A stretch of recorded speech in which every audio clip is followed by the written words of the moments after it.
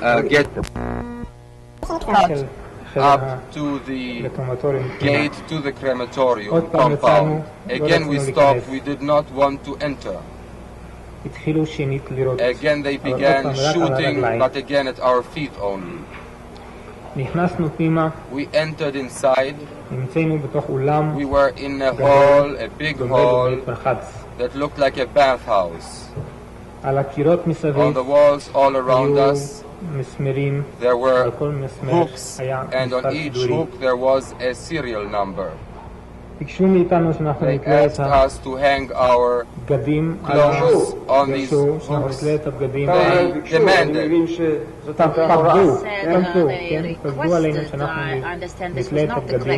They ordered us to hang the clothes. We didn't refuse to undress. Then they began shooting inside this hall. And then they ordered us to undress and hang up our clothes on the hooks and to remember the serial number they told us.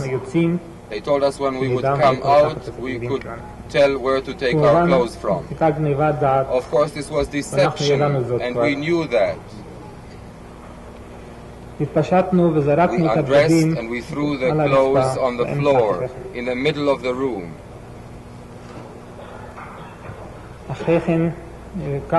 Later, we were taken, we were put in columns, rows of 5. Yes, groups of 5. And I remember this as if it were today. One of the Sonderkommando people there came up to us and said, Chevre, boys, at least don't show that you're worried. Sing. That you are children. No, don't show that you are anxious, that you are worried. Go ahead and sing. Attorney General, that they should not see the fear. I don't know what he meant. He was a Jew, he said it in Yiddish. He said, Chevre, sing. Boys, sing. I don't know the exact words, but he told us to sing. Part of us, we were frozen. We could not utter a word, like myself. I could not speak a syllable. Others began reciting a confessional prayer. And others really sang. They took us through a little antechamber. They opened a big door and they put us into this hall. In that hall it was completely dark except for a small beam of light which came through the door where we had come in. We were already inside. They shut the door behind us, and then I heard for the first time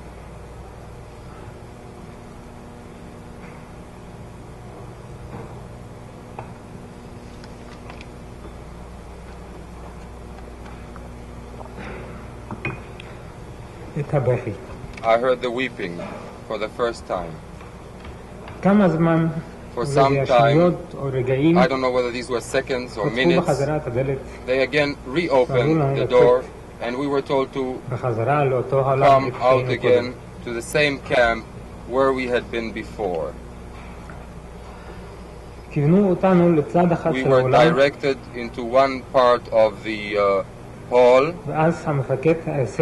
then the SS commander, a tall man, I think maybe it was Hess, I don't know for sure. It was the same officer who had first separated me from Dad when I had arrived at the camp.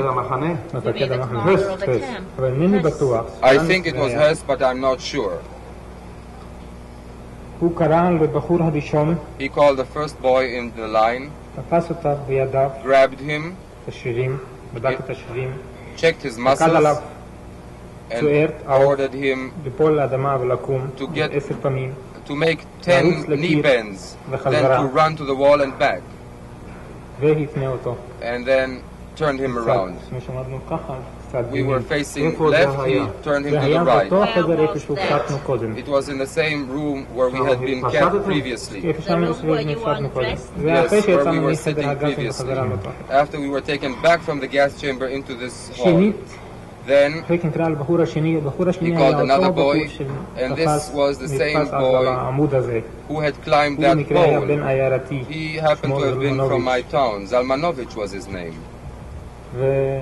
And he asked him how old he was. He was a short boy. He asked him, how old are you? And he said, almost 100. And he said, you pig, is that the way to speak? We'll send you right back to that chamber. And the third boy, I was the third boy. I was frozen. I looked at him. He ordered me